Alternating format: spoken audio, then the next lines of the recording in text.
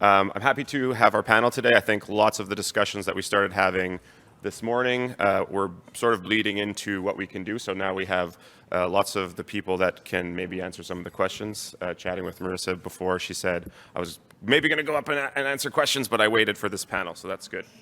Another thing, I grew up in Saskatchewan, I'm franc-saskois, so si vous avez des questions et vous préférez les poser en français, vous êtes bienvenus de poser des questions en français ou en anglais. Sylvie aussi va répondre aux questions en français ou en anglais, donc si vous êtes à l'aise, soyez les bienvenus de poser des questions en français. I also wanted to say we're having this discussion, we're trying to build towards this new something new and something bigger in environments and health, whatever that looks like. And one of the things that I think we should try to center ourselves on, and my dear PhD colleague Marianne Beaulieu said this, her quote is, "On se dit les vraies choses," and I take that to sort of mean trying to be honest and trying to have a frank discussion as much as we can about sort of what this might look like and how we might build the future of environments and health research in Canada. So I'm happy to introduce our panelists for today. Tim Singer is, I'm going to introduce you all and then I'll let you do your speeches if that's okay, or do your 5 minutes. Tim Singer is the Director General of Environment and Radiation Health Sciences at Health Canada. Sylvie Lamoureuse, Vice President Research of Social Science and Humanities Research Council and a professor at the University of Ottawa. Brian Rowe is the Scientific Director of CIHR Institute of Circulatory and Respiratory Health and a professor at the University of Alberta. And Mercer Creator is the Executive Director for the Center for Research on Pandemic Preparedness and Health Emergencies at CIHR. So each of the panelists is going to have about 5 minutes to talk about the prompts. So we had a few prompts that we asked people to respond to, and then we'll open up the discussion. I'm going to have some challenges and some things as we go to try to get us a bit energized. So our first panelist is Tim. So Tim, take it away and give us your thoughts in the next 5 minutes or so. Sure, thanks so much. I won't be totally compliant. I'm only going to partially try to answer these questions. So just in starting, I'll note that, as many of you know, Health Canada's primary role is as a regulatory organization within the Government of Canada. It's not primarily a research funder. We have certainly funding research, but our primary role is to do that to generate evidence that supports us making sound regulatory and policy decisions. That said, though, we do have a fairly active intramural research program that focuses on delivering the evidence that we need internal to government to support the government making appropriate decisions. We actually have published more than 420 papers amongst our scientific cohort over the last 5 years, so we're not an insignificant contributor to the overall environmental health research ecosystem in Canada. And the work that we're doing reflects an evolution of the perspectives of society, which includes an increasing awareness of the importance of our environments on health and the changing expectations of people in Canada, including a desire to be empowered with information, to be able to take personal action to protect themselves from various factors in the environment, whether it be chemical toxins or other factors that they consider to be dangerous or toxic. So we've heard a lot about key issues over the last day and a half or so, and actually I would not add significantly to the list. I mean, obviously climate change has come up countless times as being one of the key drivers, in fact, probably the most important key driver. And our knowledge needs aren't just simply determining what the impact of climate change is on health. Actually, and probably more importantly, it's determining what interventions could best mitigate these impacts. We also have recognized over a number of years, sadly in many cases through inaction, that health impacts aren't experienced equitably across our population. And there are in fact many, many disproportionately impacted populations. And so we need to be able to think more clearly about how to best characterize and address the inequities. And the government, as a result of a number of bills that are proceeding through Parliament, we heard about Bill S5 earlier today, but also Bill C226, that there will be some expanded responsibilities of the part of the federal government in this area. And then I think, in a way, we've addressed, like good scientists in some respects, we've addressed a number of factors in a very reductionist way. And that's evolving over time and to be able to address more complexity in our environment and including real world exposures. We know that the world we live in is not the world sometimes that we study in laboratories. It's complex. It's not experienced in isolation. And so we need to be able to address these complex environmental factors in a more complex way. And so within Health Canada, prior to the pandemic, just prior, we created an Office of Environmental Health. And this small organization was really charged with exploring the merits of taking a public health lens, in this case, to chemicals management. And so over history, we've, both in Canada and in all of the Western world that has a regulatory approach for chemical management, we've taken an inventory approach by necessity. A public health approach actually would look backwards. We would look to see what chemicals are associated with what adverse outcomes. And if you begin with the disease outcome like cardiovascular disease or cancer or pediatric obesity, you can work backwards to link the exposures to those adverse outcomes, couple that with mechanistic toxicology approaches, and you can start to test ever earlier in the system to determine whether chemicals that are newly introduced or those that are in our environment are actually on this continuum to lead to that adverse impact.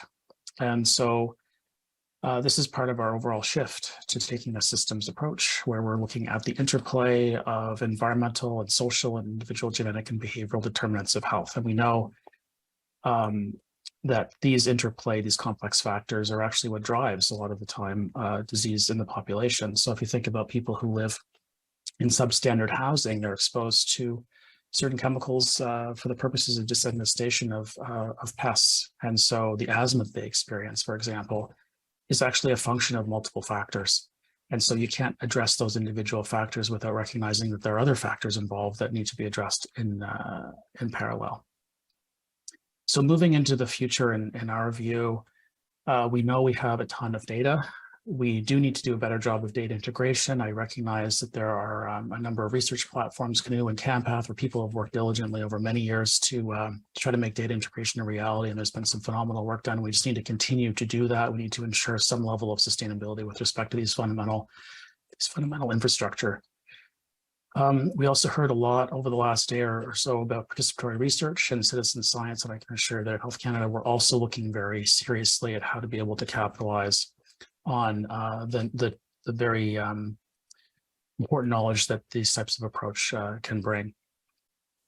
But overall, in terms of our future directions and future research in environmental health, we do need to be mindful of the fact that we are actually a relatively small country in the global context. And so with the limited means that we have overall, I think it really forces us to be collaborative and strategic. And so with whom can we partner essentially on the collaboration, but then how best can we address our key knowledge gaps? I do think, though, we need to get better overall at bringing economics into the equation. We need to get better at costing the impacts of our interventions. And so we've heard a lot about upstream over the last hours of today in particular. We know that taking early action on the upstream factors will really pay huge economic dividends in terms of avoided health care and societal costs associated with addressing the consequences of disease. And overall, I think that focus, regardless of what your perspective is on the political spectrum, I think that could sell considerably in terms of being able to better support the work that we all need to do. Thanks so much. Back to you, Dan. Great. Thank you, Tim. I will turn it over to Sylvie. Please go ahead.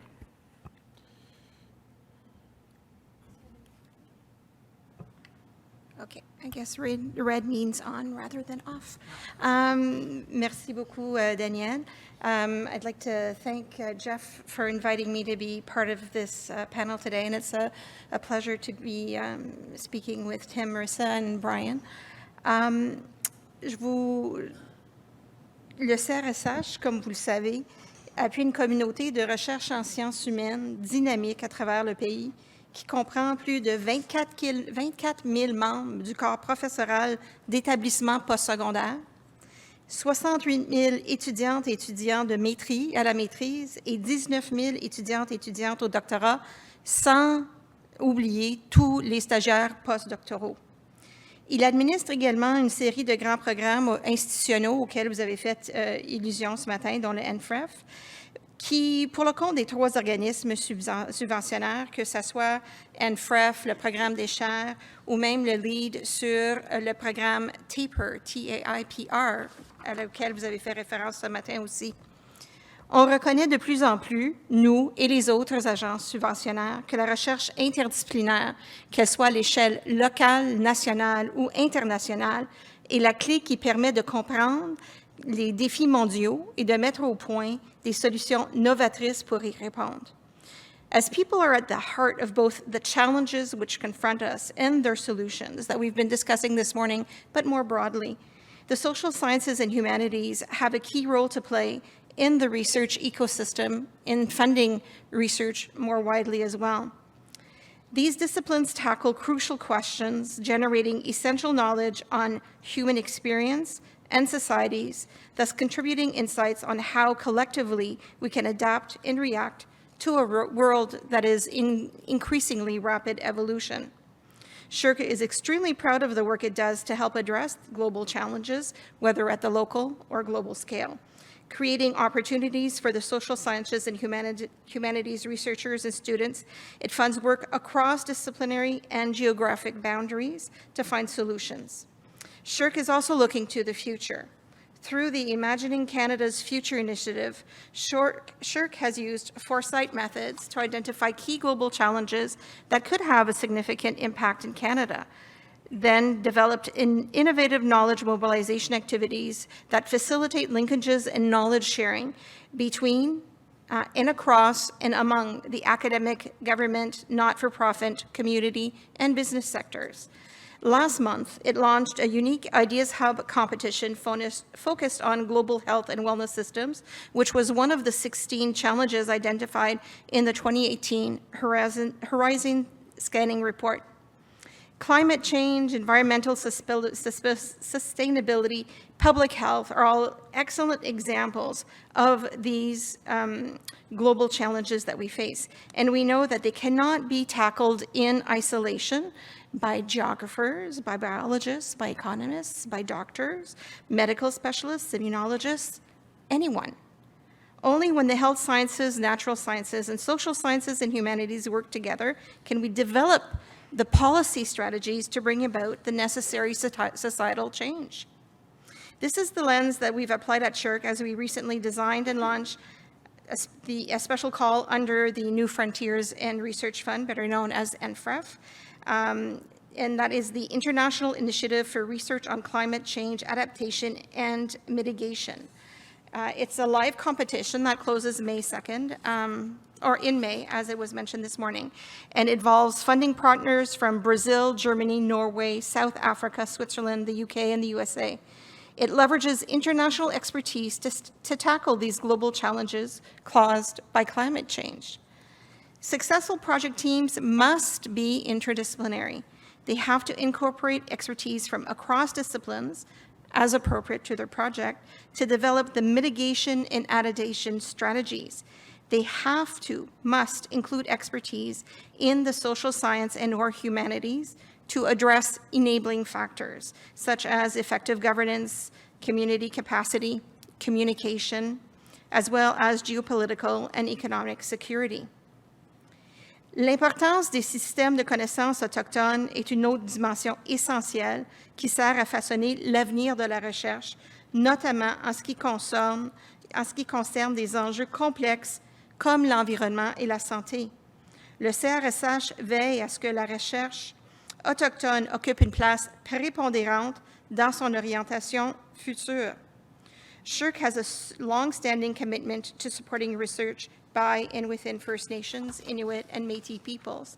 It is proud to lead a national strategic plan on Indigenous research entitled Setting New Directions for Indigenous Research and Research Training in Canada. It was developed in collaboration with Indigenous peoples through deep and sustained engagement. It was launched in 2020 as a priority of the Coordinating Committee on Research in Canada, and its implementation is being overseen by an Indigenous Research Leadership Circle. A pertinent example of Indigenous research taking center stage on a major environment and health initiative is the Aramat project, which I apologies for mispronouncing. Last year, this project was awarded $24 million over 6 years through the NFREF Transformation Stream.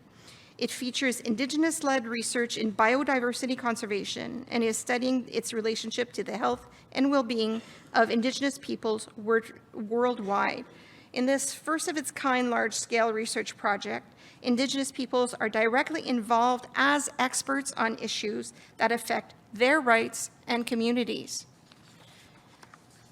Indigenous knowledge systems are indispensable to interdisciplinary researchers working to reframe our understandings of nature, health, and society, and to reimagine solutions that can support transformational change.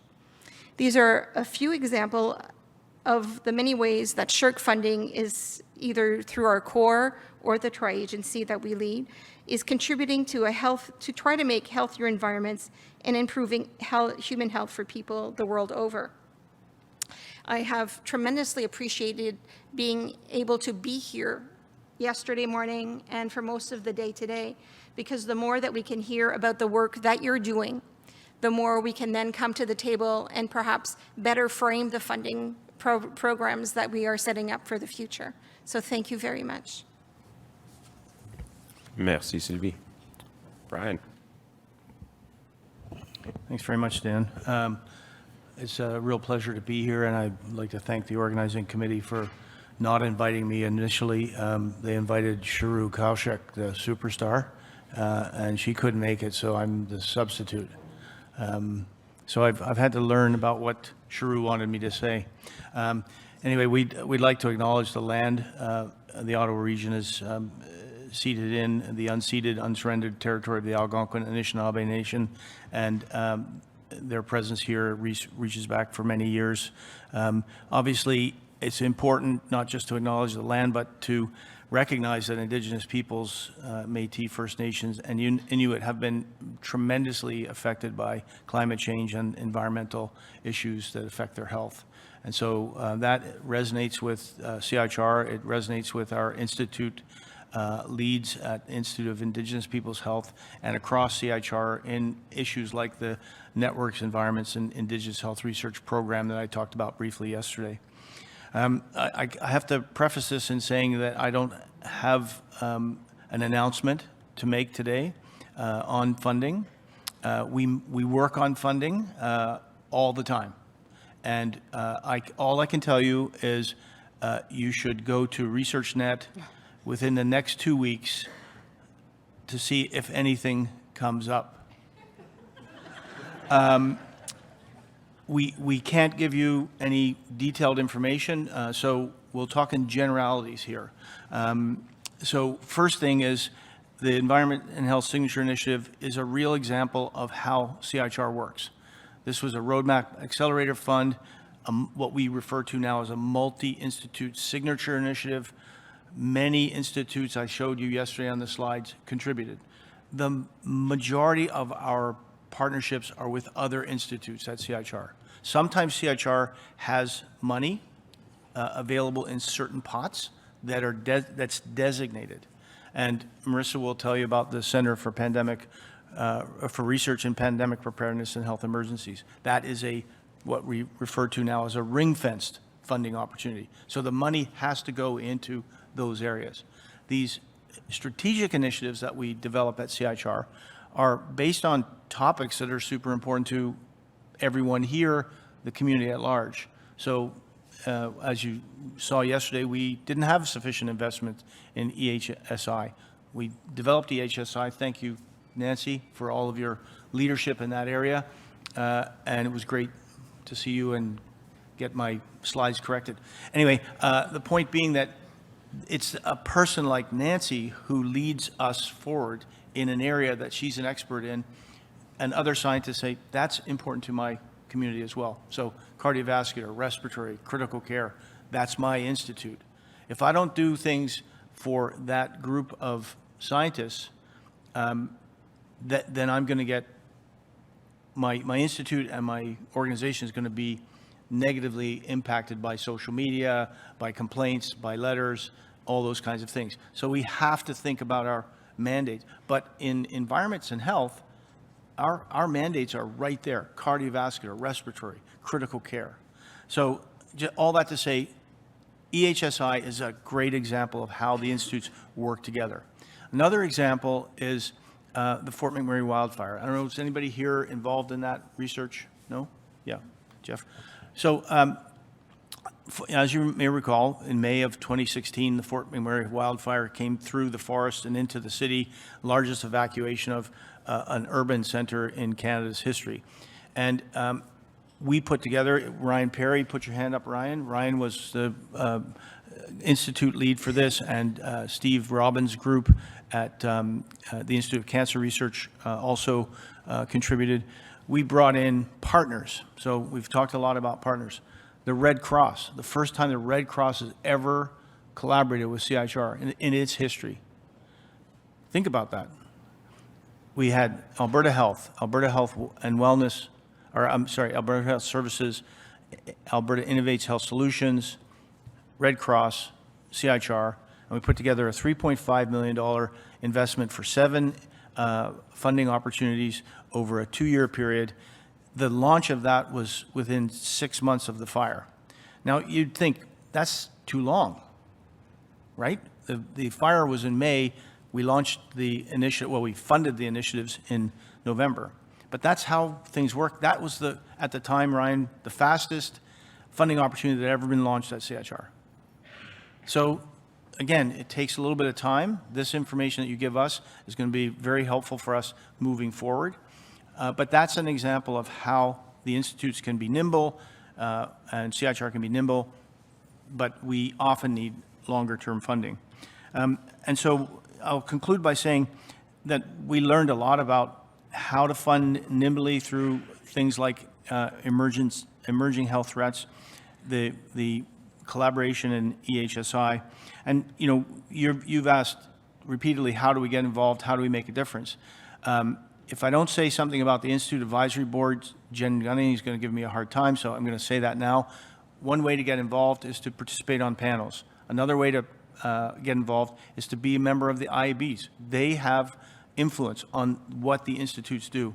So put your hand up, volunteer if you can. I know you're all busy and you do a ton of work. We're asking you to work harder. Seems like I'm going to get hit with some vegetables pretty soon. But what I'm saying is that's an area where you can contribute. I would say this conversation about the cross-cutting versus the institute, in the meantime, you're going to have to get into the cross-cutting because developing an institute, I think, is going to take more long-term planning. And then the final thing is, I really, Michael's comment about the health effects of the environment on your domain, right? Whatever you do, I've seen geneticists here, I've seen pop health folks here, there's clinicians, there's people working in acute care. Whatever you're doing, look at the environmental effects on your domain and publicize it, discuss it, socially expand the network. So I'm going to hand it over to the boss. Great. Thank you, Brian. Go ahead, Marisa. Thanks, Dan. So just checking that sound is working. It sounds like my voice is resounding. So thank you. Bonjour à toutes et à tous. Et merci à Jeff et son équipe pour l'invitation et l'occasion de présenter aujourd'hui. I apologize up front, and I recognize that we also don't have pretty slides, this panel, so hopefully we're able to keep everyone sort of awake and listening. I am going to work a little bit from a script here, because if not, there's no way I'm going to keep within the 5 minutes that I've been allocated. So here I... No one's kept within the 5. Well, maybe I'll be the only one who keeps within the 5 minutes because of my script.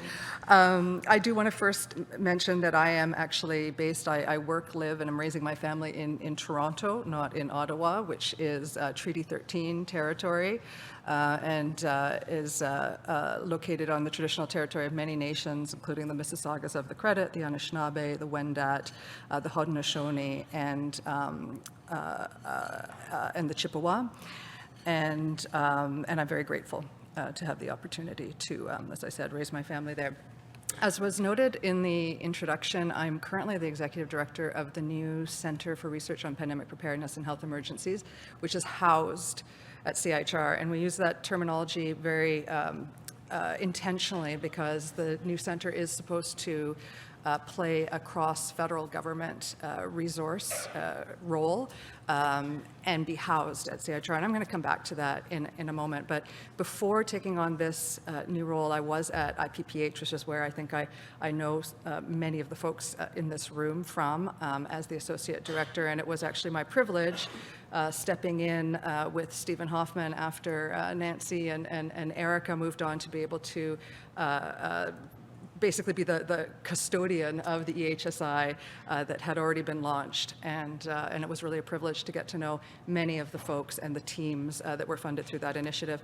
I was also, in my role at IPPH, the lead on the Healthy Cities Research Initiative, which Brian's institute was partnered with, as well as a number of other institutes. In fact, I think we had 7 institutes at the end who partnered on the HCRI, and we also partnered with SHIRC, with NSERC, with the Canadian Mortgage and Housing Corporation, Infrastructure Canada, and others. And we actually got up to about $47 million for this very interdisciplinary, cross-sectoral, intervention-focused, implementation science-focused initiative, and actually something that was very surprising to me, and if there's anyone in this room who can correct me, it's probably Nancy, but what I was told was, in fact, one of the components of the Healthy Cities Research Initiative, which it had multiple components that made up the larger initiative, was a training platform. And apparently, and I'm looking to Nancy in case she starts shaking her head, apparently it was the first tri-council training platform ever launched.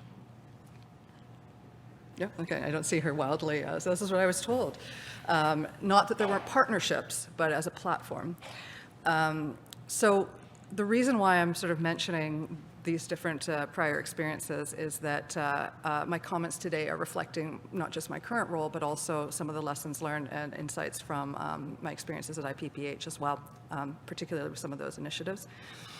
So I do today, my comments, I'd like to start by taking the opportunity of by having the mic today to do a little very brief, 1-minute maybe, introduction to the center, but I think it's very relevant, which will become clear as I go into it. And then I do want to come back to some of the comments that I've heard and make some reflections on how, as a funding opportunity, as continue with what has been said, how a role that we can take sort of in leadership and to support continuity in this space. So in terms of the new center, it was launched just in January 2022, and I took on this leadership role in July, so just 9 months that I've been in this position. So most of the time that I've been spending has really just been to physically get the center up and running, set up governance, et cetera.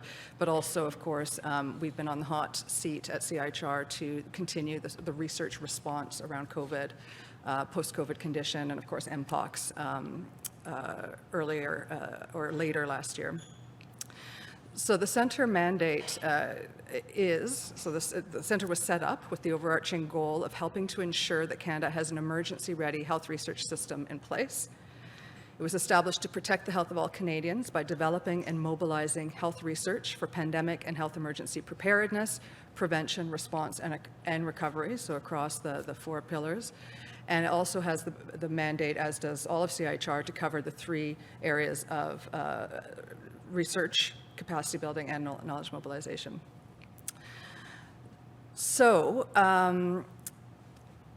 just jumping to adapting a little bit, actually, where I want to go with the comment. So this has actually been an incredibly helpful meeting today, because actually where we are with the center, and hopefully we'll sort of be able to, I'll be able to have some conversations with many of you if it doesn't come out explicitly in the panel, is that we're actually entering a strategic planning and investment planning stage for the center.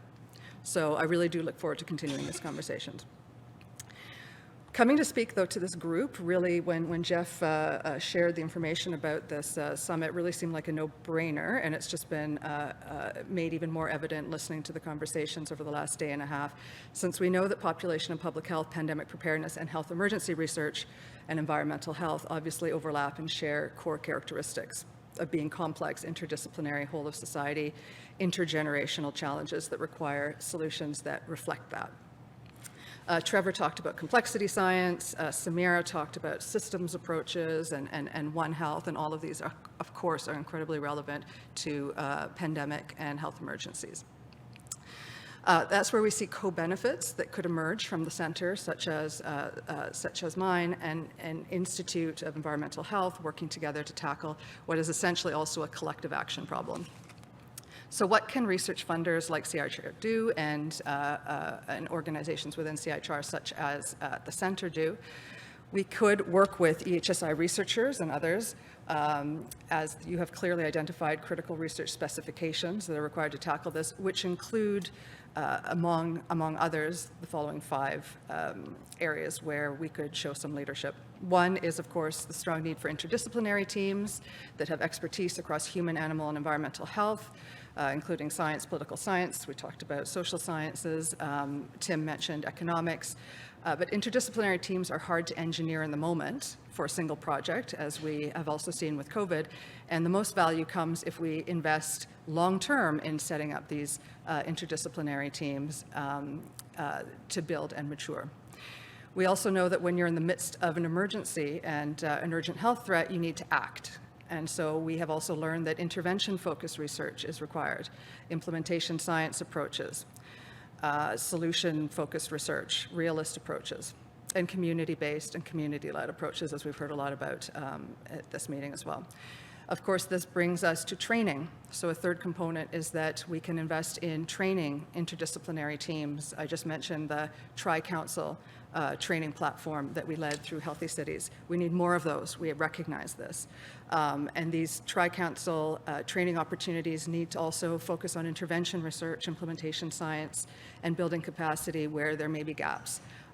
Senator Kutcher mentioned mis and disinformation. I would argue, absolutely, we've all been talking about it, but actually Canada needs to increase capacity in behavioral sciences. So that is an area that is a gap in Canada. And in fact, just as a plug, the Centre has funded a chair in behavioral sciences addressing mis and disinformation. And so that is on ResearchNet if you look at it now. It's one of our applied public health chairs. And we need more investment in One Health approaches and systems science. Again, thank you to Samira for mentioning that. We also need to more research that supports whole of government and whole of society solutions, which require political buy-in. So you're looking, I'm probably already like at 6 minutes. So we need that sort of savvy political science aspect to come to the fore. It's not just about getting the research. There was a comment yesterday, getting research in front of public servants. It actually the research has to not just go in front of public servants, but it needs to be politically actionable. How do we tackle a collective action problem? AMR is a great example. We actually have a lot of science on what's needed to be done. It's actually how to get it done. And finally, the fifth point, and then I will wrap, is, of course, all of this work also has to be anchored in justice and equity approaches, which is another area where we have to bring in to investments in terms of research and capacity building. So I think we all agree all of those things that I mentioned have come out loud and strong in the last couple of days. I think some of the challenges which have arisen is not just should we be funding all that? Absolutely. It's how do we get those long-term commitments? It's about the sustainability plan, and that's what everybody has been saying. We need to be able to look beyond 3 or 5 year investment periods. We need sufficient infrastructure that has built up and then sustained. This requires political will. This has also come out, and clarity also, which I think has been mentioned, but this is really central to the challenge, is the leadership. Who leads? Who's the one who gets this across the line? So I'm going to stop there because I'm over my 5 minutes, but I'm really looking forward to this conversation. So thank you again for the opportunity. Great. Thank you, everyone on the panel. Ooh, that was a bit loud. So what I want to do now is take a 5-second pause. I want everyone to stand up. I'm a physical activity person, so you know I'm going to make you stand up. Thank you, Nancy, for letting me do that. I want everyone to stand up. I want you to take a deep breath. And I want you to sit down for 30 seconds and write down a question that you have for this group, so that everyone has a question in their back pocket, just in case we get a little lull or something happens. I've got some questions. They know the questions I might ask them, but I think you're going to ask better questions than I will. So everyone can sit down. I want you to take 20 seconds and write down a question that you have for the group. I'm going to start, and then we'll invite people to come up to the mic and have a bit of a discussion. So thank you all for your comments. I think one of the big questions that we've had over this time, and lots of all the teams have gone through this period, and many have been successful in getting other grants and doing other things. But from your perspective, sort of how can funding or partnerships from your organization specifically support methods and data continuity for EHSI? I know that that's been something that Jeff has worked really, really hard at, and lots of the different teams are sort of now sitting with all these data and going, well, what do we do with them? How do we continue to make them be useful and those kinds of things? So maybe I'll start with that as a question. How can your organizations or partnerships or other things support methods and data continuity? Brian, you look ready. Yeah, maybe I'll start. Crowdsourcing. And I'm willing, Jeff, I'm willing to start. This is my contribution. No, I think an example, somebody mentioned the Canadian Longitudinal Study on Aging. What CIHR has done with CLSA is we have put in funding for cohort studies that include CLSA. And they're $75,000 grants, and some funding goes to the database warehouse to access the information to sustain that activity. It strikes me that, Jeff, I don't know what, we haven't talked about this, but I was just thinking about what are strategies that without directly funding could help sustain, and that might be one of the ways to do it.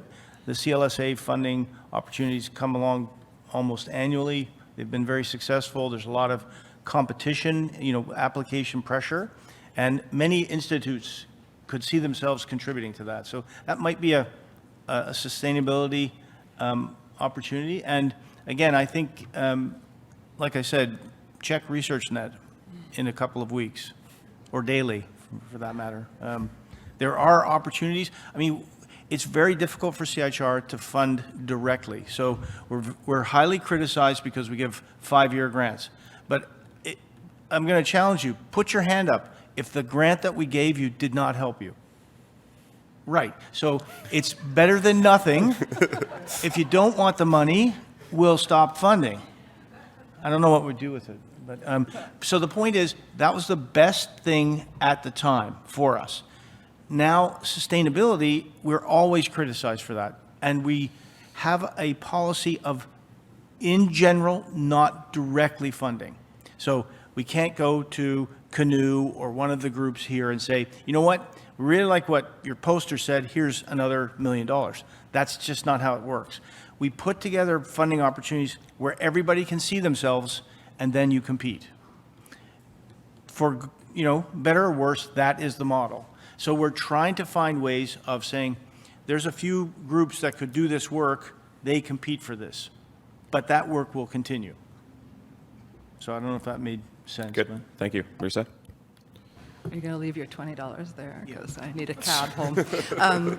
No, this is what happened. This is what happened. Just in terms, so building on what Brian was saying, and again, actually, one thing I forgot to plug about the center was, we talk about CIHR not changing in the last 20, 25 years. The center is actually an example of something new, right? And it was entirely because of COVID, entirely because of political will, because, the world was on fire. And the CIHR, I'm now talking like inside baseball of how this was created. The CIHR put together with the institutes and consultation, put together a Treasury Board submission saying, this is what's needed in Canada, and this is how much money is going to need. That was submitted, the government approved it, and suddenly there's a new structure in CHR. So the centre that I lead is actually a permanent structure. So this was permanent in as much as anything is permanent, so it gets evaluated every 5 years and such, but there is no end date, in theory, to the funding. And it was created because of a need and political will to fund it. So the idea that an Environments and Health and Wellbeing Institute couldn't be created, well, perhaps in how CHR is set up right now, but there's always a way. Where there's a will, there's always a way, but it will require that political basically an emergency and clearly mapped out. But what I did want to talk about, so data, building on what Brian was saying, is that so the center, and again, I'm plugging this, with its continued funding, which isn't a lot, so the Boil the Ocean thing it can't happen. It's only $15 million a year of annual funding. But because it's one of those few bodies that does have permanent funding, again, I'm putting everything in rabbit ears here, permanent. Really, the investment planning very likely is going to be focused on what are those platforms that we need going forward. Because there's always project, right? There's always, when there's an emergency, as we saw with COVID, so the center is there, but about $400 million flowed through CIHR from the government into research during COVID. So when something actually happens, new monies can come. So that money from the center is likely going to be largely looking at the ecosystem as a whole and looking at what needs investing in from a sort of more long-term perspective, including, and so that's the approach I think that that we could take as funders in thinking about sort of data sustainability. Question here. Do you want to introduce yourself and ask your question? Sure. Hi, I'm Melissa Lem. I'm a family doctor and president of the Canadian Association of Physicians for the Environment and director of park prescriptions for the BC Parks Foundation. And it's really interesting being in this room because I hear numbers like hundreds of millions of dollars being thrown around for research. And then I think about the organizations that I work with, the projects that I work on, with CAPE, it's a purely volunteer basis, the work that I do. And our staff are typically running full tilt, trying to do everything they can for this mission. And sometimes we get approached by different researchers who want to collaborate with us, whether it's for park prescriptions or other things. And typically there isn't a lot of money attached to it. It's sort of like, please help us with our project, but we're not going to give you money to increase your staff capacity or whatever. And we've heard so many times in this room about the importance of collaborating with people in the community, advocacy groups, to move this information, this research into action. So I'm wondering if what CIHR does, or other funding organizations do, to try to fund organizations or fund these partnerships that move research into action and kind of help out these underfunded NGOs who are doing their best to try to catalyze change. Go, Brian, and then Yeah, we don't fund organizations. We fund research. So there's lots of groups like yours that partner with us, and just having your name on a funding opportunity is an important contribution. The community sees that. They might support. I mean, again, we don't advertise that you need money, but being part of the solution at the research level brings positive press to an organization like yours.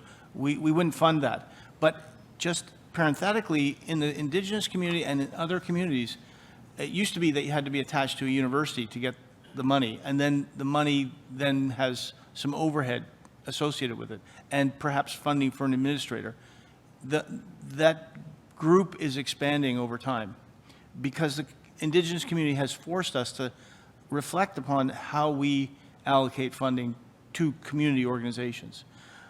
So we don't directly fund, but we could indirectly fund, community organizations that are part of that research program. I don't know if that makes sense, but the Indigenous example is one that likely is going to be expanded in the non-Indigenous community as well. do you want to bring the Shrek perspective? please take this with the less than 50 days I've been on the job. Because I started on January 30th and moved from academic to government, which is two different worlds. But there are, for some funding opportunities, there are criteria of eligibility where not-for-profits, particularly around connection grants or partnership grants, are eligible for certain things. They're not eligible for the Inside Development Grant or Inside Grants to apply. So I think it's communicating with the different funding organizations to see what are the eligibility criteria for different funding opportunities, or if you want a quicker answer, is like, I'm trying to do this. This is who we are. Do you have a program that I can apply to? That'll get you a much quicker answer. And it's true, we're looking at trying to, we're building an EDI lens, very focused in our applications for different kinds of grants, and identifying barriers, particularly around the obligation to be attached to a university for Indigenous research, because it does limit the building capacity. So as we take different lenses, we're able to perhaps rethink and then see, okay, does this make sense in other categories as well? And then can we work together for these, it's almost like a 3D Venn diagram when you're talking about interdisciplinarity, and you have researchers who's like, well, do I apply here? Do I apply there? Yes, I can apply through TAPER. By the way, evaluation was awesome.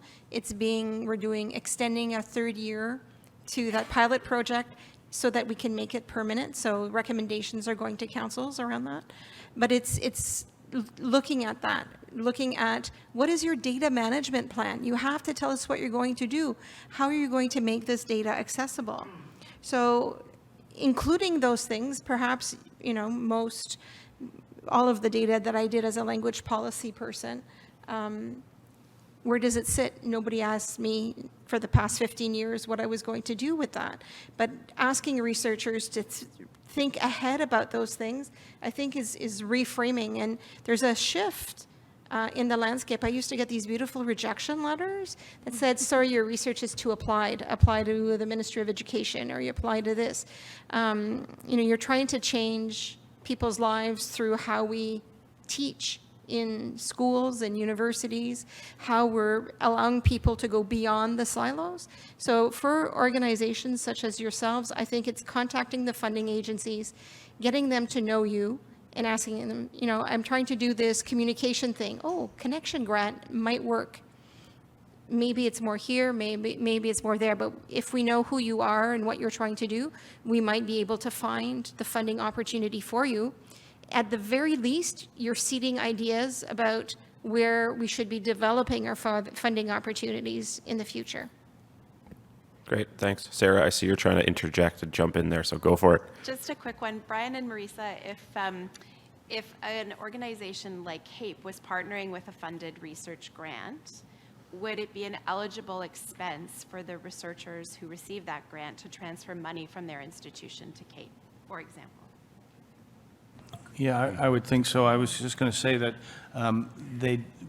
the grant holders can sub-grant for services to an organization. So you would be considered an organization that would be part of the knowledge mobilization team. So there could be some sub-grant there. The other two things I was thinking about that you could apply for. I mean, you're essentially a clinician scientist. You could apply to the institutes for knowledge, planning and dissemination grants. So we have slightly larger grants for meetings like this.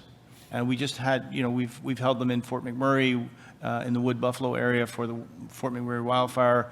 We've done other grants like that. But $15,000 goes a long way to setting up a program of research. And the second one would be the Best Brains Exchange. You apply to, or you send your recommendation to CIHR, and they run the Best Brains Exchange. Now, it's not the best terminology, because at one meeting, an Indigenous elder asked me, do you have the best brain here? And I had to admit, no, clearly I don't. So, but it brings people together on a particular topic. So you could have a meeting like this that CIHR could organize in what's called Best Brains. So there are a couple of options. The CIHR has also relaunched the Café Scientifique, so if you're really focused on like KTKM, knowledge translation, knowledge mobilization, you can now apply to actually host your own Café Scientifique through this program. But the planning grants are really good because they also have that expanded eligibility, and knowledge users and community partners are eligible for those. Ryan, is there anything else that we've forgotten? That Ryan Perry is the Associate Scientific Director for my institute, and Marissa did that same job with IPPH in the past. So Great, thanks. I'm going to go to this side. Jeff? Hey, thanks, Jeff Brook, University of Toronto. So Brian, I think I'm going to need that $20 to help cover more of the cost of this meeting like this. So, I'll need a receipt. okay. So my, my question is, part of like comes from trying to organize this panel, which was, we tried to see who might be an appropriate person that was from NSERC to come and be part of this discussion, and we drew up blanks everywhere. Couldn't even really get a name to reach into it, or to send a letter. We tried through engineering department at U of T, who might be a person. We tried through through IPPH and ANYA. We drew up blanks on that, but we clearly all know, as we're talking about how the the breadth of this work that needs to be here, that it involves the solutions and the research or the response. You're all deeply needing technology, needing engineering, needing ecologists and those that study biodiversity to come into all of this in a really substantive way. Do you have any thoughts as to how we crack into that world? To we're all more in the health area here, but it's such a key part of the world. Of course, it's much beyond that as well. But Anyone? Go, Sylvie. Marissa's going. Actually, more of a clarification. So, Jeff, just to make sure, so how to crack the NSERC nut, like getting, or was yeah, that, to did I get it? get them in to be part of this conversation and say, yeah, we really have a role to play in the environments and health area, whether it be in the solutions or in the research. The role's there, but they didn't seem to be really connecting, or wasn't a person who we could say is the point person that thinks about this. Yeah, I believe it's probably a temporary issue that you've hit, sort of was the timing, because we did do that with the Healthy Cities, right? The Healthy Cities Research Initiative, as I've mentioned before, we had NSERC, we had SHRC and NSERC. This was really a tri-council initiative, and we had real buy-in from that understanding of, built environment, natural environment, So I feel there should be, there will be openness there, that it might be sort of a temporary transitional issue going on. But also, and again, I'm plugging the center here, that one of the mandates of the new center is actually to help create a coordinated research response around sort of health emergencies. And again, this isn't about, it's pandemic preparedness and health emergencies. Planetary health is bigger than that, much bigger than that.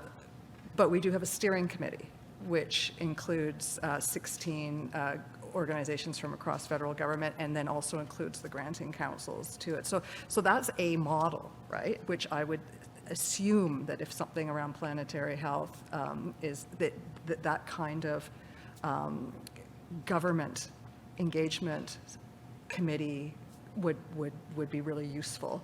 And I'd be happy to sort of start it at have a conversation with my committee, which is that pandemic preparedness, health emergency, small piece of the greater issue, and then go from there. But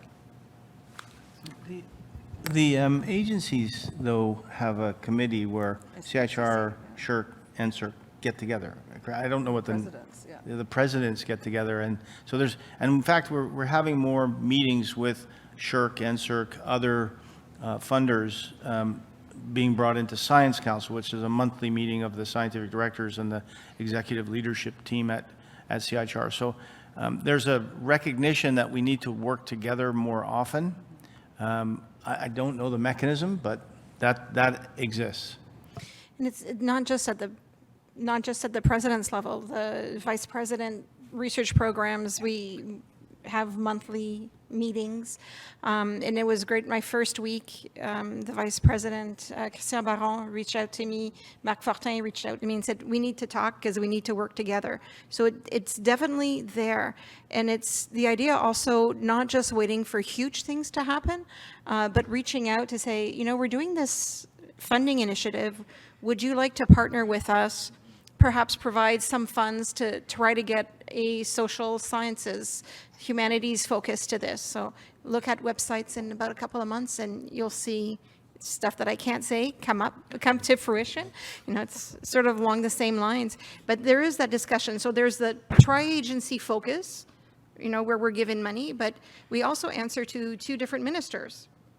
Right? So there is complexity there. They don't have the same mandate letters. You get that mandate letter once and the world evolves. So, you know, where things change. But I think if you never know where to start with the vice presidents in charge of the research programs, because they know each other well enough to be able to try to find who's the perfect. It happens, it was a very busy week this week. So the vice president who normally deals with things with the environment, she's meeting colleagues from the UK where the president is, and there's all these things coming out. But I was asked my 3rd day if I would be here today, and I thought, oh, how cool. Didn't quite know what I was going to say, but as an interdisciplinary person, I have a bachelor's degree in history, a bachelor's degree in chemistry and biology. I'm a teacher, so I taught high school science, high school literature, high school music. Then went into language policy using social linguistics. So you're my people.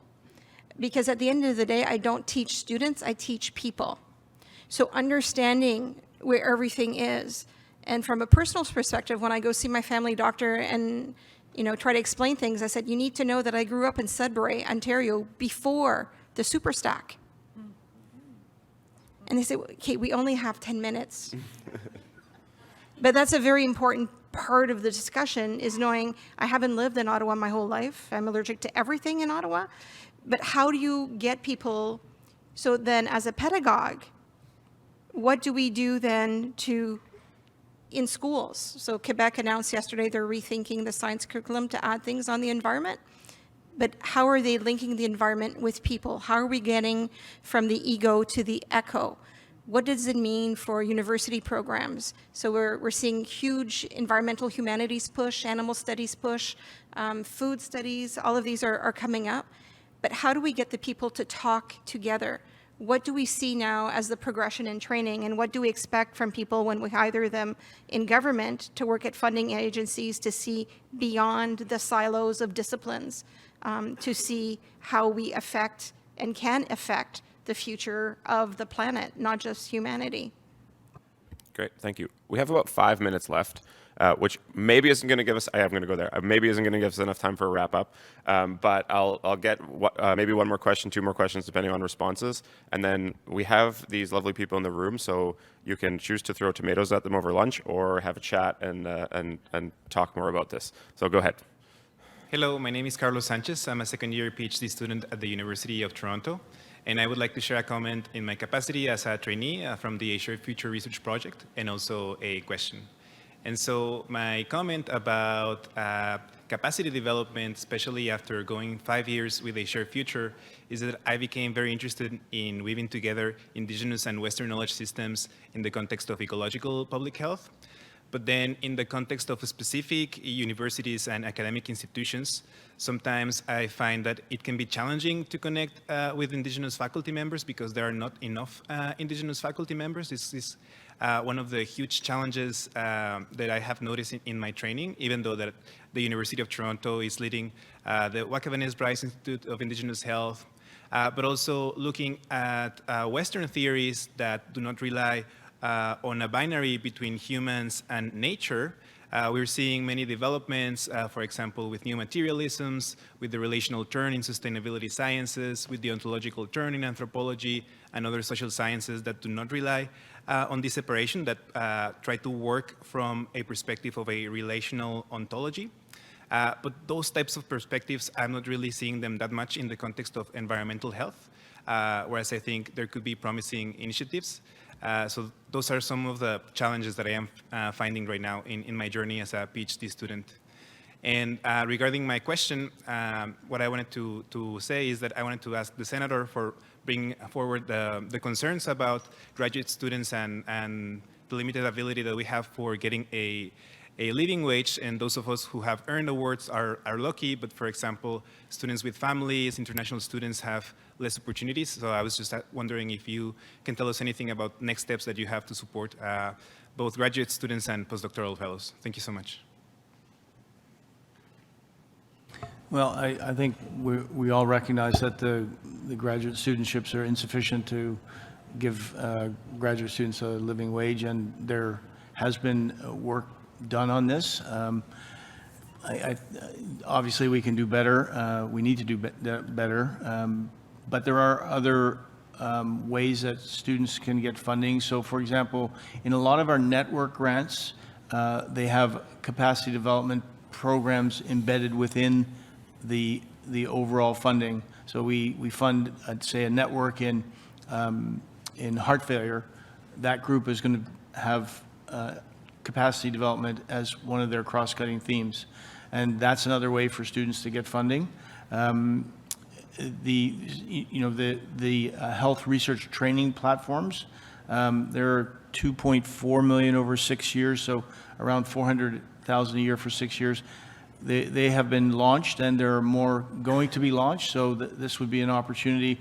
I don't know, Marissa can talk about the center's ability to fund graduate studentships, but we definitely need to do that. And then the final one is that institutes do their own partnerships with agencies. So we just launched the Personal Awards for Black Scholars and Indigenous Scholars in collaboration with the Heart Stroke Foundation of Canada.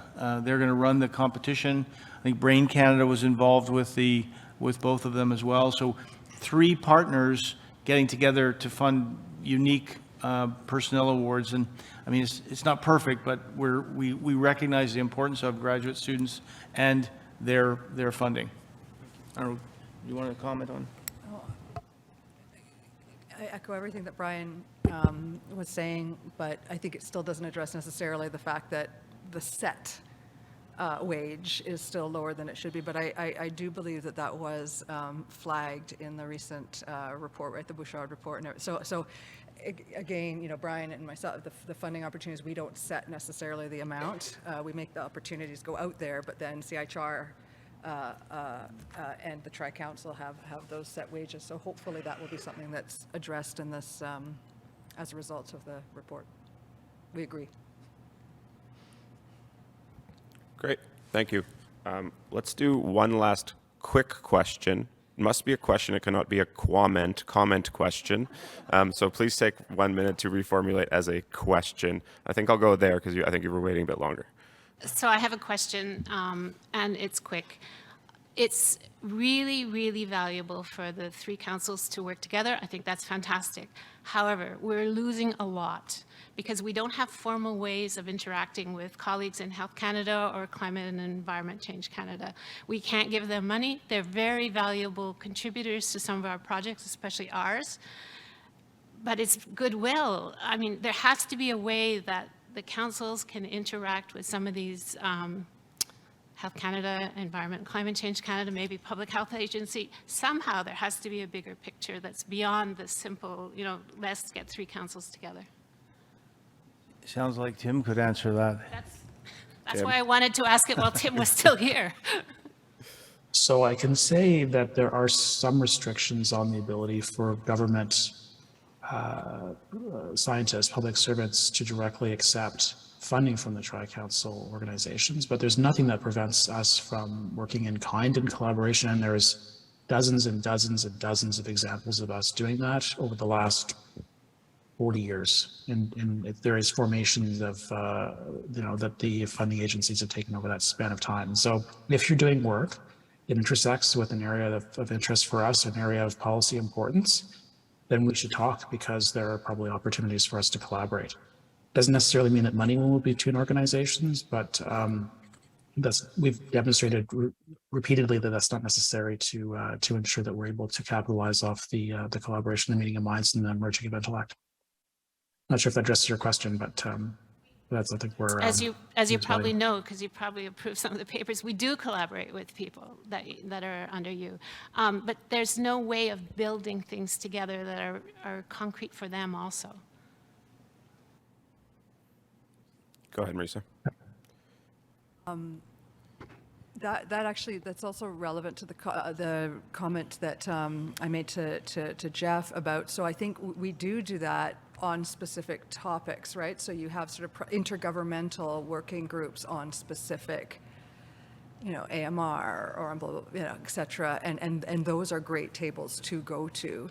And that was sort of the comment I made, that like at the center, we have a cross-government steering committee, which one of the goals of that steering committee is not just to give advice to prioritize priorities for the center, but also to work together to make sort of initiatives that are greater than the sum of their parts, right? So to have that kind of coordination, cohesive.